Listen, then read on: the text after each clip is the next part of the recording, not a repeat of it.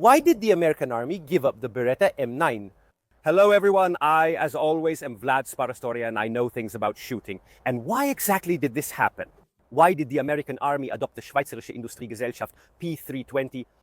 Well, many people have rather strange opinions and often, in my opinion, not really based on real facts about what's happening with the Schweizerische Industriegesellschaft P320, the M17 and M18 in service with the American Armed Forces. I've made two videos. A first video a few years ago about the somewhat questionable adoption of that weapon, and a fairly recent video that talks about the serious problems that Schweizerische Industriegesellschaft is having with this very weapon. And many people, when commenting on the problems of the M17 and the M18, simply say that we should have stay with the Beretta. We should have kept the Beretta M9S. If the adoption of the Schweizerische Industriegesellschaft P320 is at least questionable, and maybe it wasn't the right choice for the American Army, well, the Beretta M9, the Beretta 90 series in service had its problems. In fact, we need to understand why the modular handgun system competition was held. Why wasn't the American Army satisfied anymore? The Beretta M9, we have to think not in terms of a shooting range with friends firing a couple of rounds, but in terms of an army that has to arm hundreds of thousands of soldiers. The Beretta 90 series and M9. After a long service, decades of service and several wars, first and foremost the ones in Iraq and Afghanistan, it was starting to show its age. Not only in terms of construction, not only in terms of wear and tear on the parts, but also conceptually. It's a weapon that was conceived in the 1970s, and the shooting techniques and the needs of the operators who physically use the weapons change because the world of shooting changes.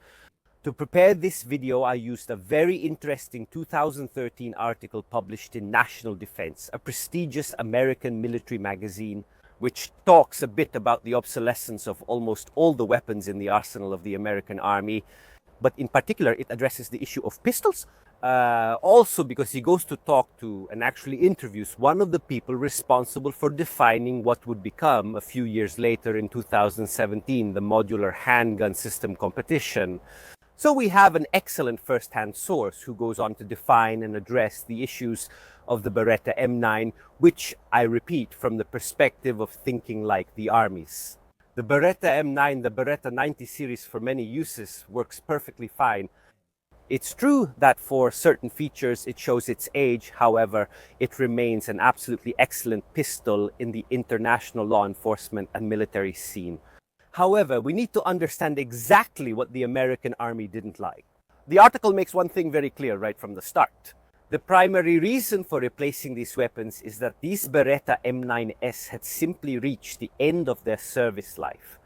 The American Army had hundreds of thousands of heavily worn out pistols they no longer needed. Essentially spare parts. They would have essentially had spare parts, as the article says, for another 2 years. This was written in 2013, and it's not just a matter of ordering 2 locking blocks from Beretta. We're talking about hundreds of thousands of weapons, hundreds of thousands of gunsmith components, a lot of things that revolve around the logistics of a firearm. Keep this in mind because it will help us understand the requirements of the modular handgun system much better. Wouldn't making another contract have been enough for some, like the Beretta M9? The article says no. What was wanted from the new weapon was too much. It was necessary to look for a new design. It wasn't enough to just repair or modernize. All of the Beretta M9S, what were the technical issues identified in the Beretta M9?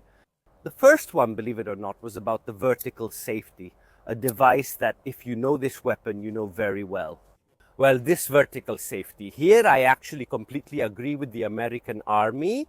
With these conclusions, it gives a little bit of space on the slide. With modern shooting techniques, where people tend to use the so-called power stroke to rack the slide of the firearm. So grabbing it with your whole hand, well, there's a chance, as you can see, to grab it incorrectly and accidentally engage the vertical safety. This problem was even more pronounced with operators who, for various reasons, had to wear gloves. There are some small solutions like manipulation techniques. To put your fingers under the vertical safety, however, these are very delicate manipulations. Today, The tendency is to teach the use of technical weapons that do not require fine motor movements. There is a tendency to prefer gross motor movements, which are easier to perform under stress. So this small middle safety gets in the way. You can also solve this by using 2 fingers to rack the slide and pull it back like this. This is also a fine motor movement, and it's also difficult to do with gloves on. And there have been many cases of American soldiers who, when racking their weapon, accidentally engage the safety. Another issue is found with the open slide. If the slide is open, the iconic Beretta leaves a lot of space for the ejection of the cartridge, so the casing can be ejected very easily. Well, this big opening leaves a lot of space for things to stick out. If you're in Europe or at the shooting range, it's not a big problem. But when you go to desert environments like Iraq and Afghanistan, this was a problem. The weapons turned out to be unreliable in these tough environments.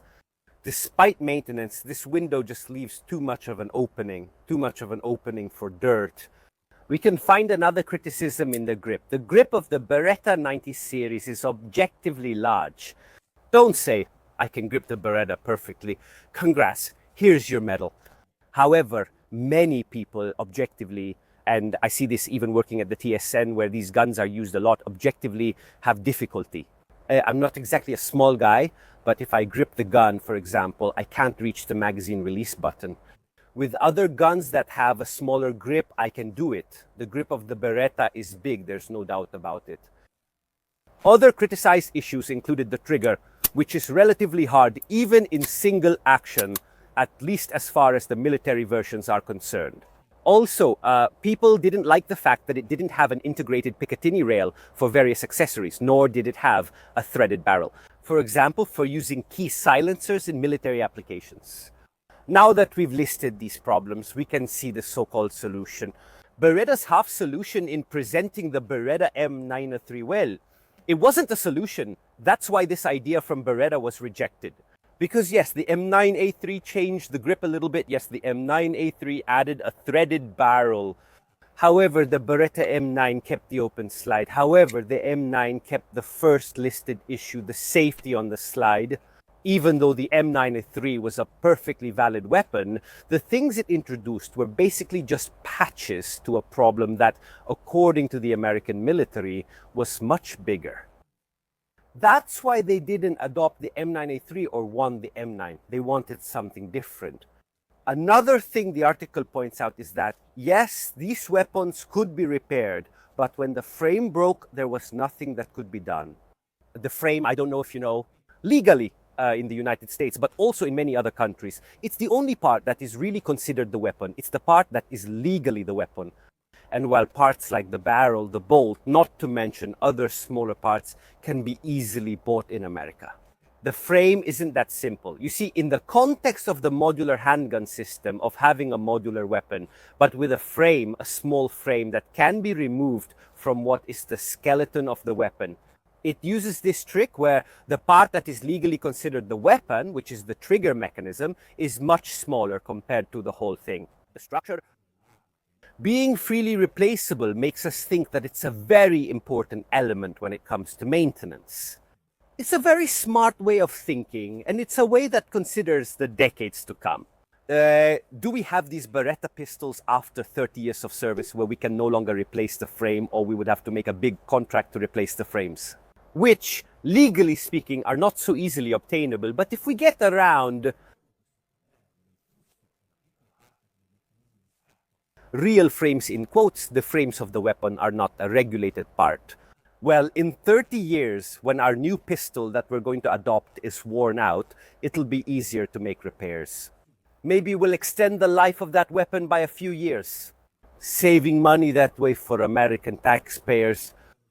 Having a modular frame like that is completely irrelevant for the sport shooter. But if I need to buy 300,000 pistols and they must build them for me, it's a significant detail. So even if Beretta had managed to solve all the issues I just mentioned, there was still a problem with the weapon's design. Even with the safety on the frame in a more convenient spot, I don't know. Well, in 30 years, if we had made another contract, we would have had the same problem again, the frames breaking. and I couldn't replace those frames. That's precisely what the modular handgun system is meant to do. In logistical terms, over decades, and with hundreds of thousands of weapons, it's a huge advantage. I hope this video has helped you understand a little better the reasoning behind why the Beretta M9 was retired from service and the logic behind it, the search for a modular weapon.